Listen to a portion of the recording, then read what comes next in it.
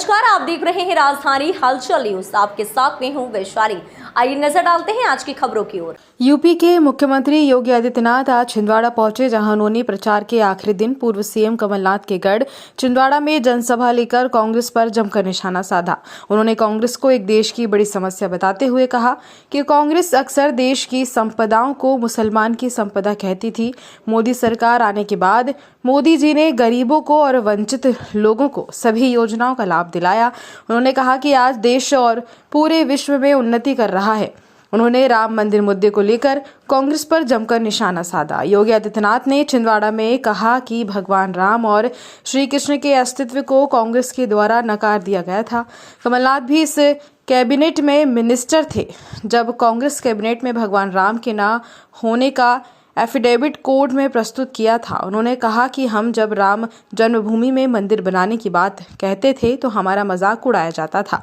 हम तो यही नारा लगाते थे कि हम मंदिर वही बनाएंगे, राम लला हम आएंगे, ढांचा भी गिराएंगे, लेकिन कांग्रेस इसका मजाक बनाती थी। आज मंदिर भी बन रहा है। पहले कांग्रेस कहती थी कि तिथि नहीं बनाएंगे, मंदिर वहीं बनाएंगे। हम आपको तिथि बता रहे हैं।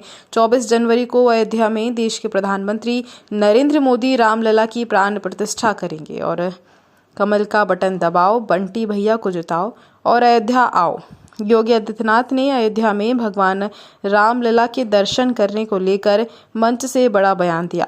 उन्होंने कहा कि यदि आप अयोध्या में रामलला के दर्शन करना चाहते हैं तो कमल का बटन दबाओ, बंटी भैया को विधायक बनकर भोपाल भेजो और अयोध्या आने का प्रबंध वे खुद कर देंगे।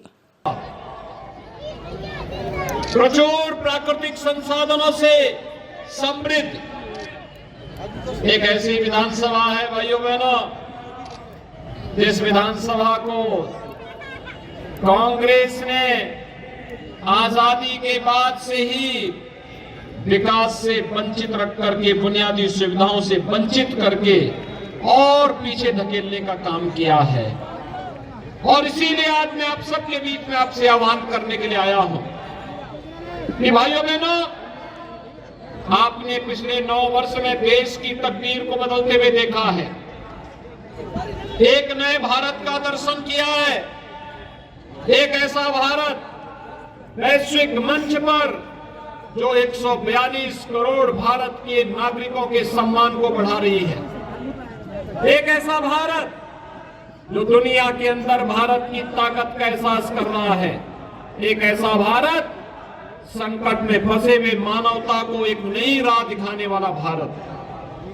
और उन स्थितियों में जब भारत का विश्व में सम्मान बढ़ रहा हो, जब भारत दुनिया के अंदर एक सुरक्षित देश के रूप में जाना जा रहा हो और विश्व के अंदर संकट में फंसी हुई कोई भी मानवता जब भी इस संकट से मुक्त होने का कोई राह देखती है, उसकी नजर भारत की ओर होती है, प्रधानमंत्री मोदी जी की ओर होती है।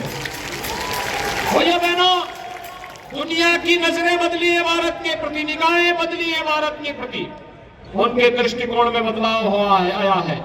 और एक कारण इसलिए है क्योंकि भारत ने अपने आप को आत्मनिर्भर भारत बनाया है। 9 वर्ष में भारत आज सुरक्षित हुआ है। एक समय था जब कांग्रेस के समय में दुश्मन देश ये भारत के अंदर घुसपैठ करते थे, भारत की सीमाओं का अतिक्रमण करते थे। आज किसी दुश्मन का दुस्साहस नहीं कि वे भारत की सीमाओं का अतिक्रमण करें, क्योंकि अतिक्रमण करने के पहले हमारे देश के बहादुर जवान उसका काम तमाम कर देते हैं।